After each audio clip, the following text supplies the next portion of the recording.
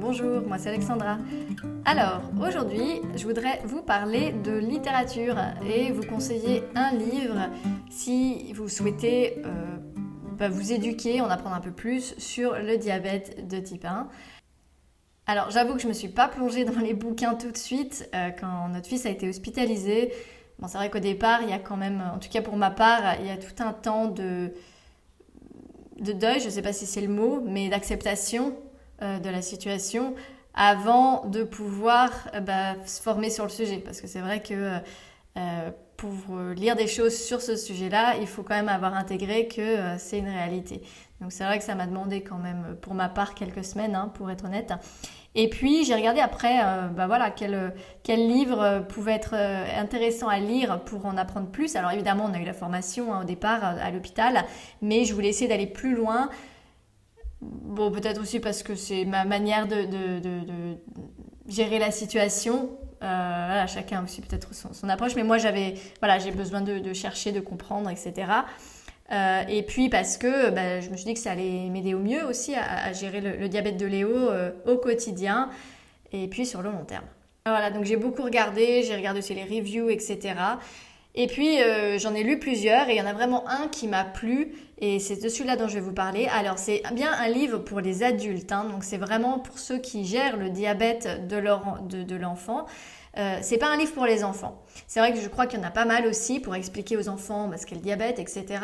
Alors nous, on n'a pas eu envie de rentrer là-dedans parce que déjà, il n'a que 4 ans. Donc voilà, le fonctionnement du pancréas à 4 ans, je pense que ça passe un peu au-dessus.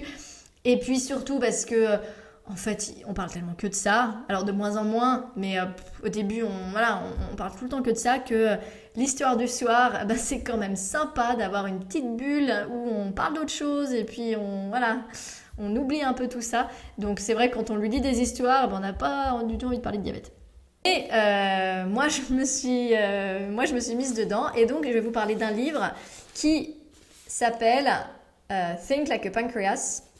Alors malheureusement, il n'existe pas forcément en français, ça c'est un peu dommage, mais c'est vrai que je me suis assez vite rendu compte que si on voulait des choses, j'ai pas trouvé en tout cas en français de choses qui soient au niveau de ce que je voulais. Ce livre-là, je l'ai trouvé top, quoi. Déjà, alors il est écrit par un monsieur, donc c'est un Américain, qui est diabétique depuis 1985. Donc ça fait déjà... lors de cette vidéo, déjà 38 ans qu'il vit avec ça, qu'il a vécu toutes les évolutions, donc il sait de quoi il parle, et puis il en a fait son métier. Donc il a un centre à Philadelphie de services pour le diabète, et donc il aide les gens au quotidien à mieux gérer leur diabète. Donc c'est super parce que du coup il a aussi vu tout un panel de situations, etc.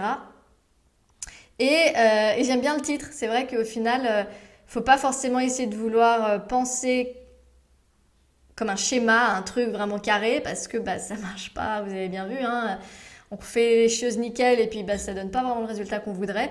Mais c'est plus essayer de comprendre en fait comment ça fonctionne pour gérer au mieux. Donc j'aimais bien l'approche. Et puis il est très poussé.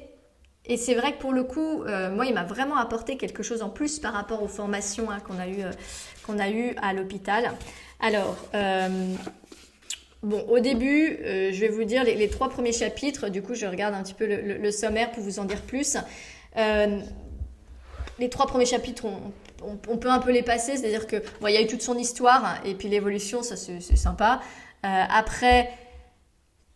passer en revue toutes les conséquences négatives du diabète, là, ça suffit, quoi. Moi, on les a dit une fois, j'ai pas forcément envie qu'on me les répète en permanence.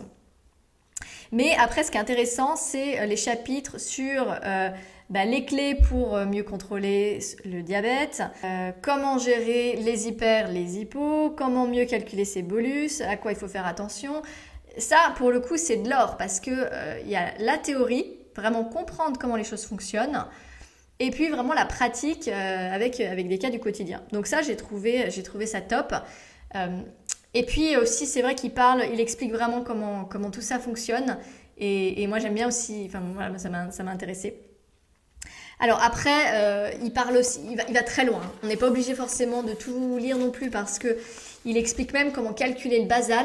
Alors voilà, là ça allait peut-être un peu loin pour moi. Pour le coup, le basal, nous on l'a ajusté à l'hôpital. Les experts en diabétologie qui font ça depuis des années se sont chargés de faire le schéma de Léo. Après, bon, on l'a ajusté un peu au fil de l'eau, on a peaufiné, mais on nous a donné un basal de départ. Et après, on a travaillé avec cette matière pour peaufiner. Mais voilà, savoir comment calculer un basal vraiment dans les détails, j'ai pas forcément besoin de rentrer dans ce niveau de détail. Mais en tout cas, moi, il m'a vraiment aidé pour voilà, gérer les repas, gérer le sport, gérer tous ces trucs-là. J'ai trouvé ça super. Voilà, bah écoutez, c'est tout ce que je voulais vous dire. Si vous avez d'autres livres, n'hésitez pas à me les recommander en commentaire. Moi, je suis toujours preneuse, comme je vous le dis toujours, de conseils, de commentaires, de recommandations. Donc, bah, n'hésitez pas. S'il y a un livre que vous avez vraiment bien aimé, bah, partagez-le moi ou avec nous et on sera tous ravis. Merci, au revoir.